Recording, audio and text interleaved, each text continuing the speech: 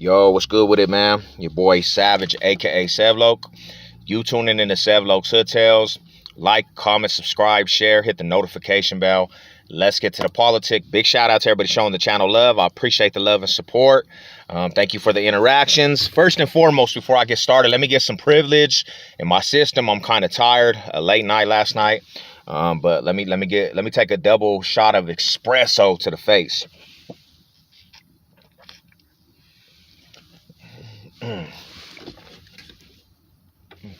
I gotta have it. If I didn't say it already, like, comment, subscribe, share, hit the notification bell. And let's get to the politic. Big announcement. I got some good content coming out here in the near future soon.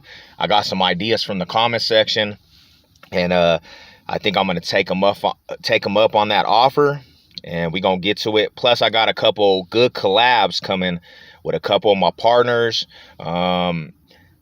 They're gonna be fire. I've been chopping it up with a couple family that does YouTube also, and we're gonna collab. So have your notification bell on, man. Let's get to the politic. In this video, it comes from the comment section.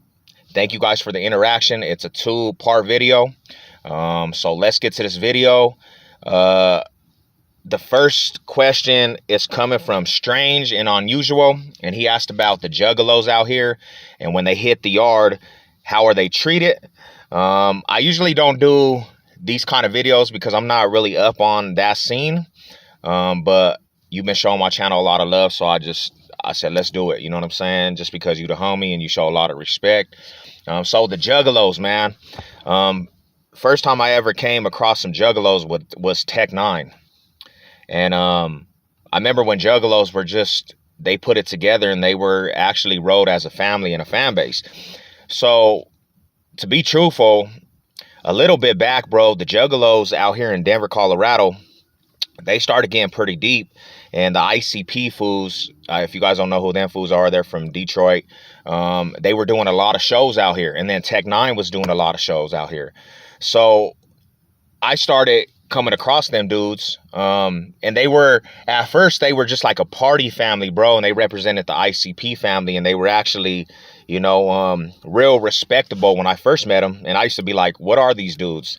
Killer clowns, you know, like that's what they do. And if you don't know who the Killer Clowns are, there are these fools that, you know, that represent this rap group, but they represent it as a big fan base.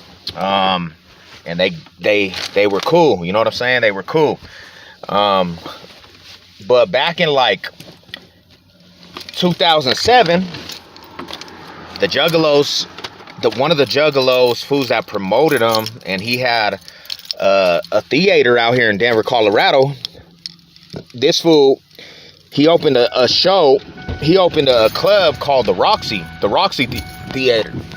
And the Roxy Theater actually is right in the 5 Points area. And everybody that knows about the 5 Points, they know that's predominantly a Crip area. While Juggalos colors, a lot of their colors is red and black.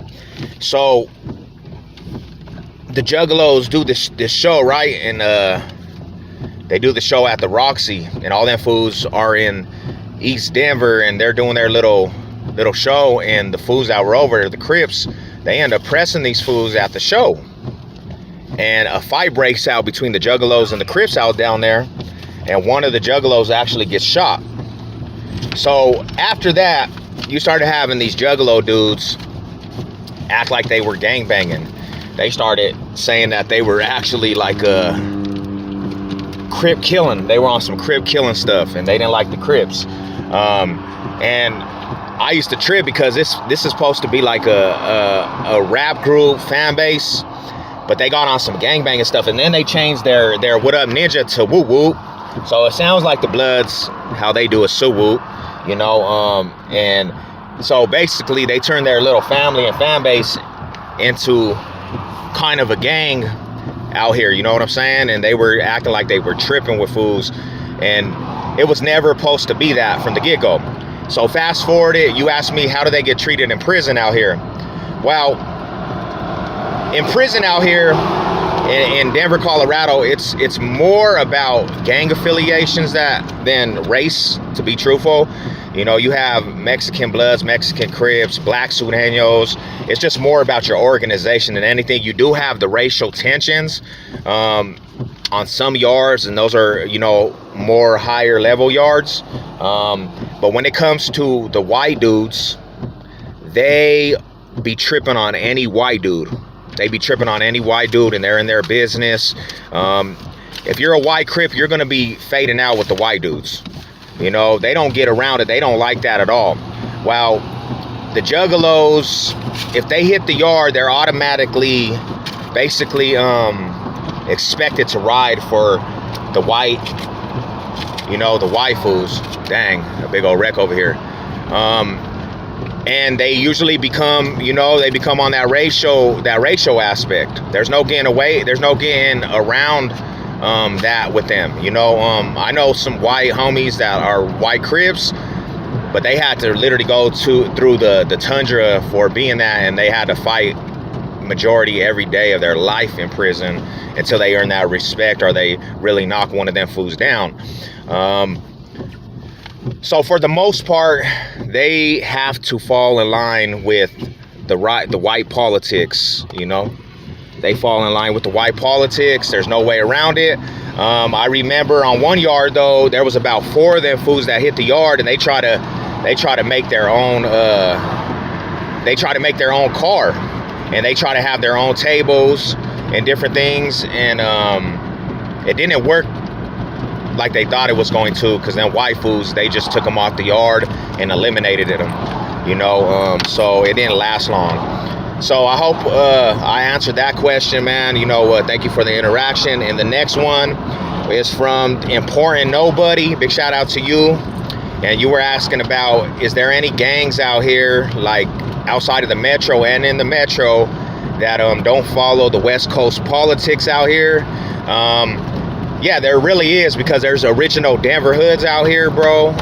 The ones that have to follow majority of the West Coast politics is either the Sureños, Norteños, the Crips and Bloods, and they follow more of the West Coast politics. But you have the homegrown Denver hoods, the homegrown Pueblo hoods. You got homegrown Colorado Spring hoods that follow their own politics, basically the Denver politics, you know, and they're not really on Bloods and Crips, Norteños, Sureños. It only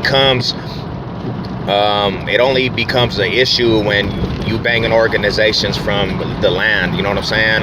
That's when you have to press the West Coast politics. But besides that, if it's original Denver hood, nah, you're not required to push that line, because a lot of them fools, they don't have beef with Bloods and Crips and Sureños and Norteños. They got beef with other Denver hoods, or they got beef inside their cities, and they don't push any of the West Coast politics. Then you have a big handful of GDs out here now in Colorado. You got a big handful of Four Corner Hustlers. You know, the Vice Lord fools, they all ride together. You have a handful of Land Kings, but they're not like sanctioned out here. So they have the Midwest politics, you know. Bless you.